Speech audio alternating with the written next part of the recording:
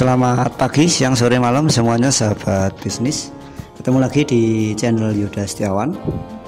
Dan hari ini saya mau sharing tentang cara mengoptimalkan layanan fotokopi.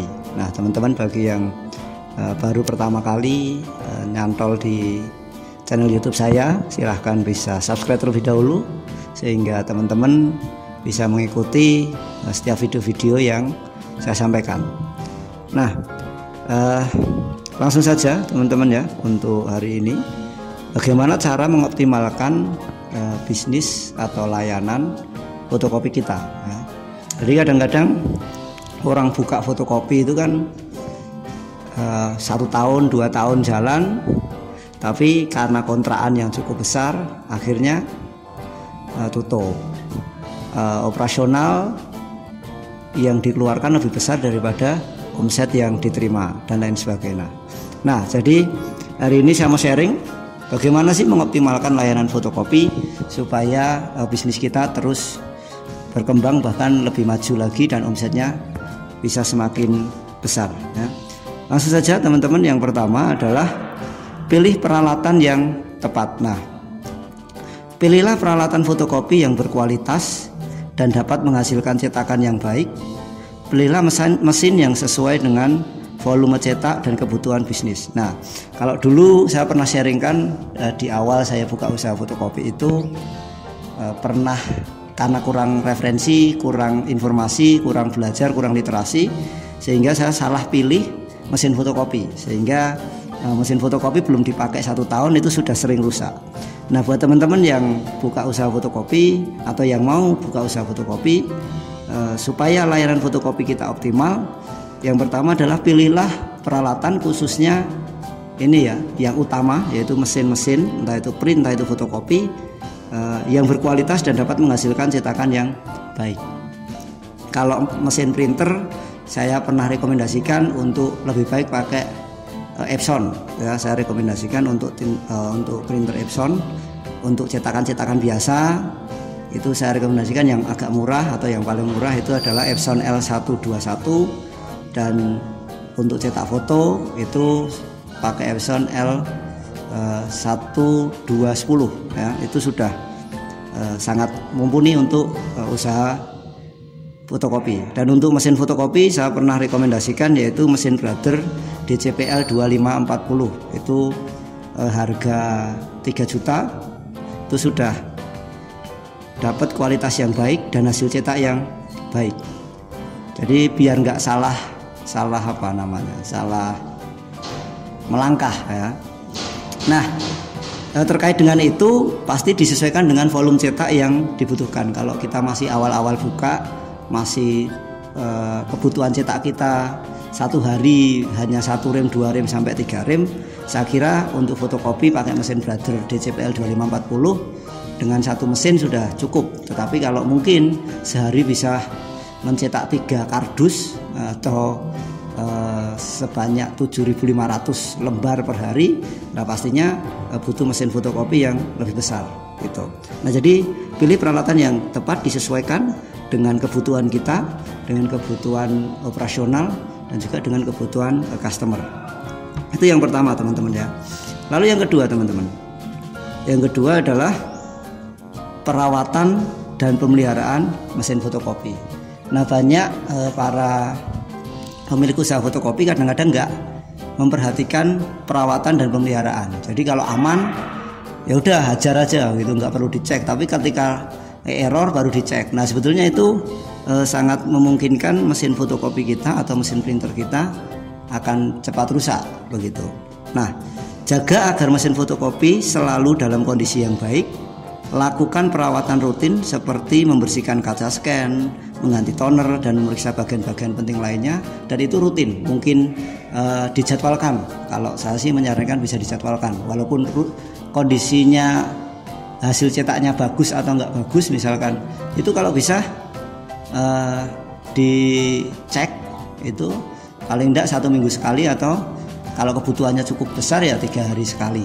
Tapi idealnya kalau menurut saya untuk bisnis yang masih mikro itu 1 minggu sekali itu sudah cukup gitu, kecuali kalau mesinnya rewelan gitu ya.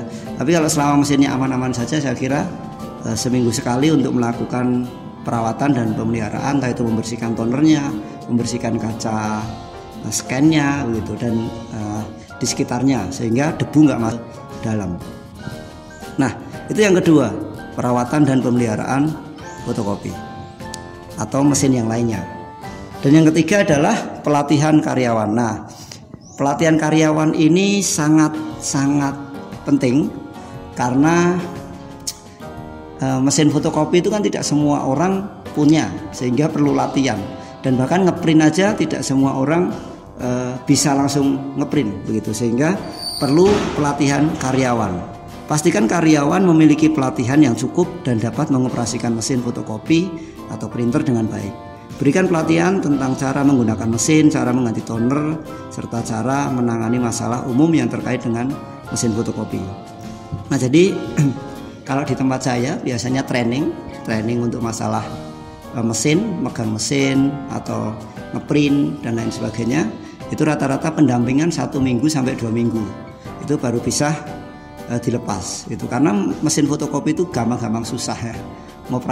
Mengoperasikannya gampang-gampang susah. Kalau dibilang gampang ya gampang, kalau dibilang susah ya susah, tergantung. Karena kan juga kebutuhan kadang-kadang berbeda-beda. Oh, fotokopi KTP bisa, tapi ketika fotokopi STNK dengan model permintaan customer yang berbeda, kadang-kadang harus berpikir dulu atau harus ngutak-ngutak mesinnya begitu. Nah, jadi pelatihan karyawan ini sangat penting, sehingga tidak mungkin kita rekrut karyawan langsung kita lepas kecuali dia punya pengalaman di counter atau di usaha fotokopi yang lain, sehingga kita nggak perlu latih mungkin. Ataupun kalau dia pernah menjadi karyawan di fotokopi, saya kira kalau mesinnya berbeda otomatis juga tetap ada pelatihan, karena kan beda mesin, kadang-kadang stylenya, settingnya itu kan berbeda juga, penanganannya juga berbeda. Itu yang ketiga ya, pelatihan karyawan. Lalu selanjutnya yang keempat ya. Yang keempat adalah penempatan mesin yang strategis. Nah, kalau mungkin teman-teman usaha fotokopi di tempat yang ukurannya nggak terlalu besar gitu ya, mungkin 5x4 atau 4x3 mungkin malahan, atau 5x5, mungkin yang nggak terlalu besar tempatnya, otomatis penempatan mesin yang strategis ini sangat perlu supaya apa? Ketika teman-teman mau fotokopi itu gampang. Itu misalkan di ujung atau di sebelah ruang tertentu, space tertentu yang intinya teman-teman kalau fotokopi itu nggak ribet begitu. Karena ada yang tempatnya kecil, tempat fotokopinya diletakkan di tempat yang tidak strategis. Akhirnya apa? Ketika misalkan di tempat itu ada 2 karyawan, yang satu mau ngeprint, yang satu mau fotokopi, ententenan begitu. Ententenan itu apa? Saling menunggu, karena mungkin kalau dipakai langsung berdua bersamaan mungkin malah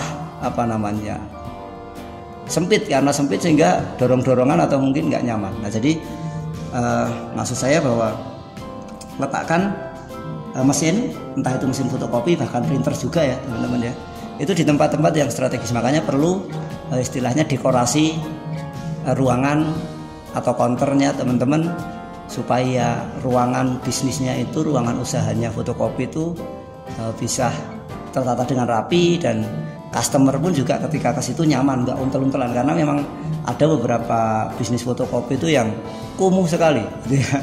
Memang kalau teman-teman pernah ke salah satu tempat usaha fotokopi, wah ini tempatnya kumuh sekali lah.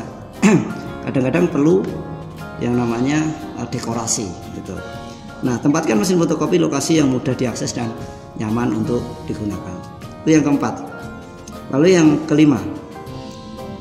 Yang kelima adalah pilihan kertas dan bahan cetak yang tepat ya.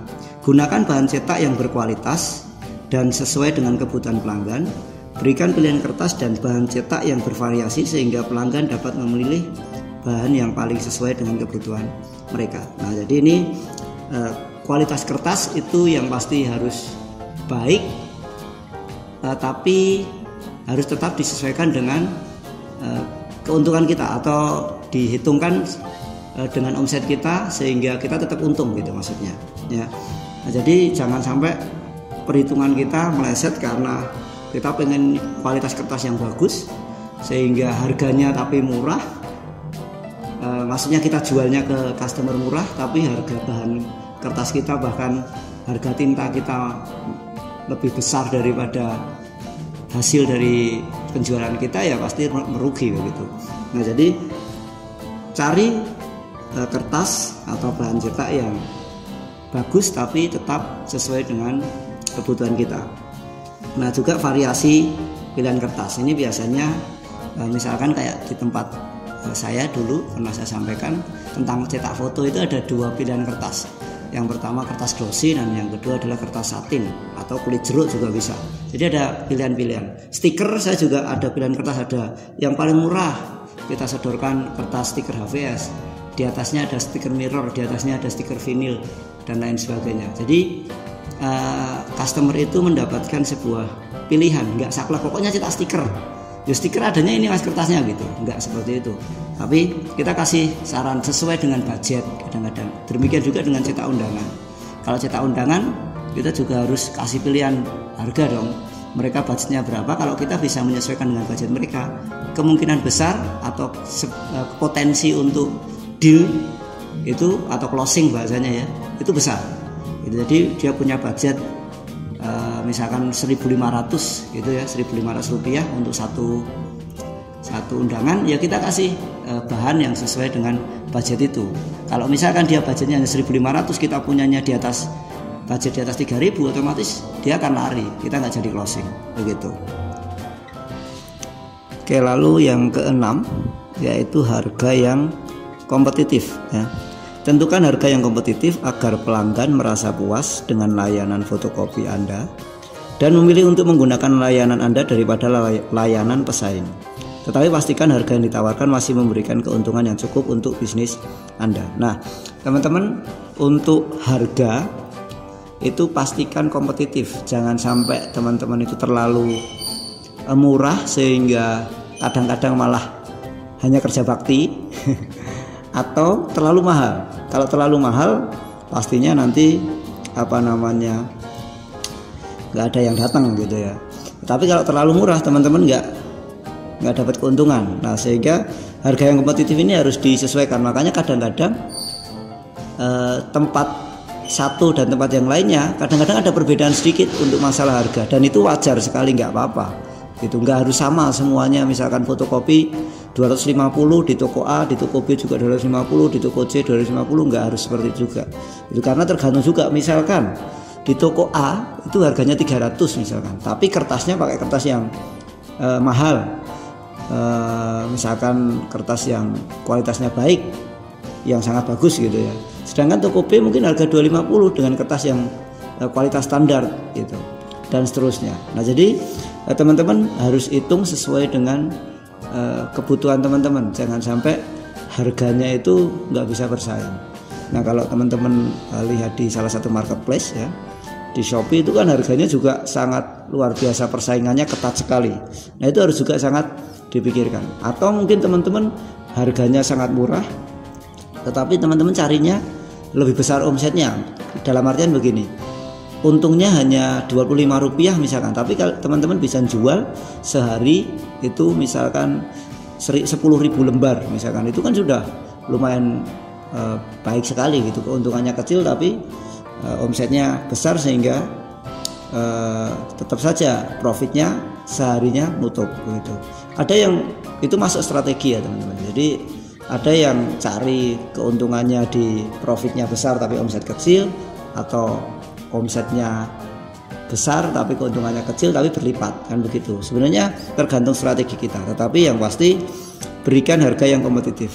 Teman-teman harus bisa juga lihat juga di sekitar teman-teman. Misalkan teman-teman bukanya di daerah kampus dengan teman-teman bukanya di daerah desa, di dalam desa atau kampung, atau mungkin teman-teman bukanya di dekat rumah sakit atau di dalam rumah sakitnya atau di dalam sekolahan misalkan, itu sudah pasti ada perbedaan, dan itu wajar sekali. Satu contoh, teman-teman jualan minuman, kalau ada yang jual di pinggir jalan dengan yang jual di dalam mall, dengan yang jual di dalam tempat wisata atau di lingkungan tempat wisata, pasti harganya berbeda.